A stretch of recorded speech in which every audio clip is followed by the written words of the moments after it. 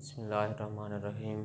السلام علیکم عزیز طلبہ، میں Shakeel Ahmed online lecture کے ساتھ آپ سے مخاطب ہوں۔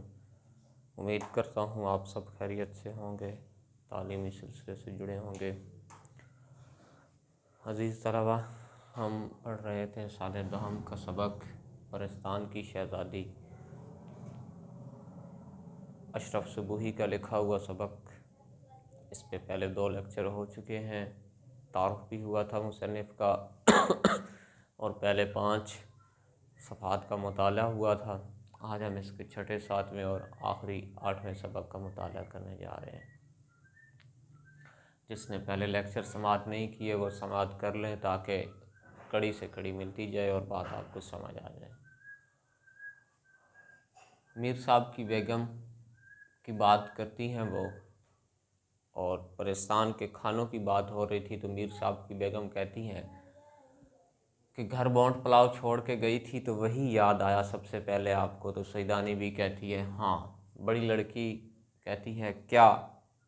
قلعے میں بھی محل میں بھی آپ نے ایسے کھانے نہیں کھائے تھے جو پرستان میں آپ نے کھائے؟ تو اس پہ سیدانی بھی کہتی ہے کہ حسینی بادشاہ کے خاص رکابدار کے ہاتھ کا کھانا کھا چکی ہوں، مگر وہ بو باس، وہ آب و نمک، وہ مزہ یہاں نہیں تھا جو پرستان میں تھا۔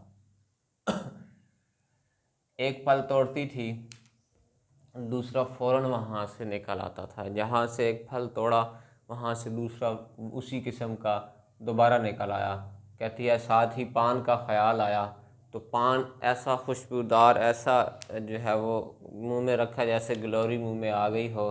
اب وہ کہتی ہے کہ محمد شاہ رنگیلا جو تھا اس کی کوکلا بائی کا پان جو تھا وہ بڑا مشہور تھا، وہ بڑا پان کھاتی تھی، اس سے بھی اچھا پان تھا۔ بیگم کا نام زمرد پری تھا۔ توشہ خانے والیوں کو انہوں نے حکم دیا اور کہا کہ جلدی سے اب جاؤ اور کپڑے لاؤ۔ بڑی بھی شہزادیوں کے کپڑے دیکھے اس نے، مگر ایسے کپڑے نہ تھے جیسے پرستان میں ہوں۔ بڑے بڑے محل میں بادشاہ کی بیٹیوں کے کپڑے انہوں نے دیکھے تھے بڑی بی نے۔ کہتی ہے بڑی بڑی شہزادیوں کے کپڑے دیکھے لیکن ایسے کپڑے نہیں دیکھے جو ابھی دیکھ رہی تھی۔ ریشم اور سونے سے بنی ہوئی آبدار لیس، اس سے جو ہے وہ موتیوں کی لڑی ایسے گلشن بنا رہی تھی۔ یہ سارا جو ہے وہ ماجرا دیکھ کے میں کہتی ہے حیران ہو گئی۔ اگلے صفحے پہ ہے بات، سیدانی بھی کو کہا گیا کہ چلیں بھئی اب ہنر دکھائیں، بہت تعریفیں تمہاری سنی ہیں، یہاں پرستان میں اپنا نام منواؤ گی تو پھر ہم مانیں گے تمہیں۔ سوچ رہی تھی کون سی وضع ٹانکوں، کس ڈیزائن کا جو ہے وہ بناؤں۔ اللہ مالک ہے، زبان نے کہا اللہ مالک ہے، وہاں لوگ سوتے نہیں تو کام کرنے کی جو ہے وہ پریشانی نہیں تھی، آرام تو کرنا نہیں تھا۔ اللہ کا نام لے کر جوڑے کترنا شروع کر دیے، کاٹنا شروع کر دیے۔ میں کام میں مصروف تھی اور وہ گانے ناچ میں مصروف تھی۔ گانے کیسے خوبصورت بہترین سریلی آوازیں جیسے کوئلیں مل کر گا رہی ہوں، اور ناچ ایسے جیسے تتلیاں اڑ رہی ہوں۔ صدقے مشکل کشا کے عقل نے ایسا کام دکھایا کہ پہلا ہی جوڑا جو ہے وہ اس پہ واہ واہ ہو گئی۔ بولو مراد اس پہ ساری پریاں جو ہے وہ خوش ہوئیں۔ دنوں کا کام گھڑیوں میں ہونے لگا۔ ایک شہزادی میرے پاس آئی، کہنے لگی خالہ سیدانی کہتے اس کا منہ نہیں سوکھتا تھا لیکن اپنا گھر پرستان میں بھی بہت یاد آیا۔ تو یہی بات کہتی ہے بہت کام تھا بڑے جلدی ہونے لگا۔ میں نے کہا شہزادی کی دعویٰ شادی آپ کو جب نصیب ہو مجھے اجازت دیں۔ یہ سن کر اس شہزادی کی آنکھوں سے آنسو آئے۔ تم کیوں جاتی ہو؟ تمہارا کون ہے زمین پر؟ ہمارے پاس رہ جاؤ۔ سیدانی بھی سے یہ وہ کہنے لگی اور سیدانی نے کہا مٹی میں ہی خوش رہتی ہے، میں مٹی کی ہوں تو میں زمین پہ ہی خوش رہوں گی، مجھے جانے دیں۔ بادشاہ بیگم بولی اچھا جاؤ تمہاری مرضی، اچھا چاہتی ہو جانا تو جاؤ تمہاری مرضی، خدا حافظ۔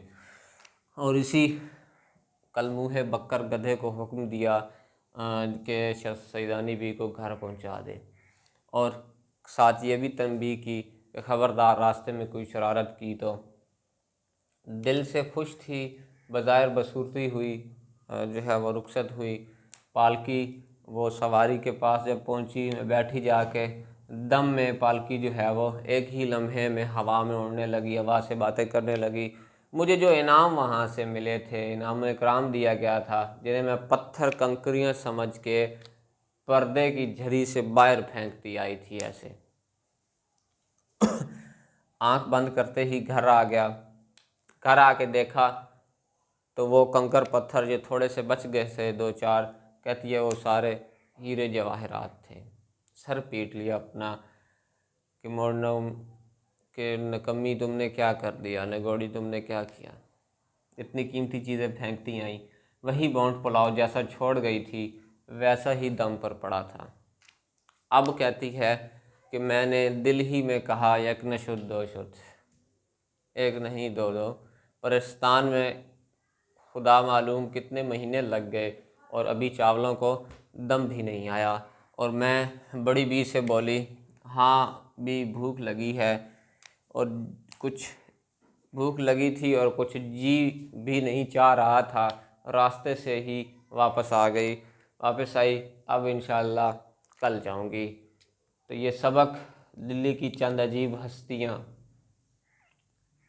اس سے لیا گیا ہے اشرف صبوحی کی کتاب سے۔ عزیز طلبہ، یہ تھا پرستان کی شہزادی سبق کے آخری 3 صفحات کا مطالعہ۔ مزید اگلے لیکچر کے ساتھ انشاءاللہ نئے سبق کے ساتھ پھر حاضر ہوں گے۔ تب تک کے لیے اپنا خیال رکھیں، ہنستے مسکراتے رہیں، خوشیاں بانٹتے رہیں۔ اللہ حافظ۔